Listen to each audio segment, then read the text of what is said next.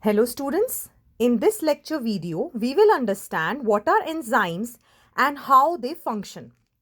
So enzymes are proteins, they are made up of proteins. So you can say enzymes are biocatalysts which are proteinaceous in nature. Then there are certain nucleic acids like RNA which can also act as enzyme like ribozyme. Inside the proteinaceous structure, there are certain pockets where the substrate will bind and the enzyme will function. Those pockets or those sites are called as active site. An important part of enzyme is or property is that because they are proteins, they get destroyed, their structure gets damaged at high temperature. So there is need of thermostable enzyme. So from where do we get it? We get it from thermostable organisms, means which are thermophilic. They can grow under 80 to 90 degrees Celsius of temperature, like certain organisms which grow in hot vents and sulfur springs. Now chemical reaction, whatever reaction is undergoing, there is change in shape of the substrate or change in the state of matter. Always remember there is no change in enzyme. So a rate of reaction actually is calculated by the rate of product formation per unit time. So with change in temperature, there is the rate of reaction changes. So rate doubles or it halves by for every change in 10 degrees Celsius. So in either direction we are talking about. In one direction it will double and in another it will get halved. Now talking about the fastest enzyme, it is carbonic anhydrase, which is producing 600,000 molecules of carbonic acid. Then metabolic pathway consists of series of chemical reactions, or you can say series of metabolic reactions which form metabolic pathway. Like glycolysis, the glucose breaks down into two molecules of pyruvic acid and 10 steps are required for this. So it is a metabolic pathway. Then different conditions can lead to different products. This is very true.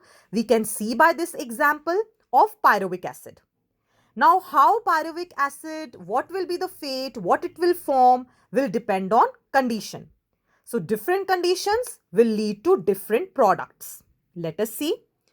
Under aerobic conditions means in the presence of oxygen, carbon dioxide, water and energy in the form of ATP will be released. In absence of oxygen, ethanol, water and energy, this will be released. And under lack of oxygen, like when in athletes there is due to physical activity, there is lack of oxygen in the muscles, lactic acid is formed, releasing little amount of energy. Now let us look at some graphs and understand the enzyme kinetics, how the enzymes are functioning. This graph represents potential energy and how the reaction is progressing. You can see the substrate has some energy and product also has some energy. Clearly, it can be said that the product has lesser energy than the substrate. Means we are talking about exothermic reaction. The energy is being released, so product is having less energy. Now, during this process, when the substrate is going to be converted into product, there is a series of change in the substrate. So there will be one very transient state called as transition state, and then it will form product. You can see two graphs over here. This is showing uncatalyzed reaction and this one is showing catalyzed reaction. Now why we know this? Because there is certain amount of energy which is required to convert substrate into product. That energy is called as activation energy. In this we can see the activation energy is less, but in this activation energy is more. So this is uncatalyzed and this one is catalyzed reaction. So in the catalytic reaction of an enzyme, what is happening? The enzyme combines with substrate, producing a transient phase ES, then EP, and finally enzyme is released and product is formed. Lastly, let us look at factors which affect enzyme activity. It is pH and temperature.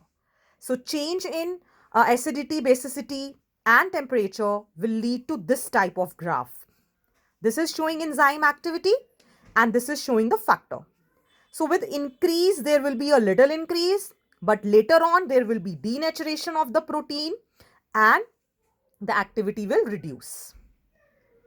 Let us look at the last graph of this lecture, which is showing velocity on y-axis and substrate concentration on x-axis.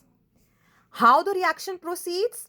As the enzyme activity, or you can say reaction, is proceeding, it will increase. The velocity of reaction will increase.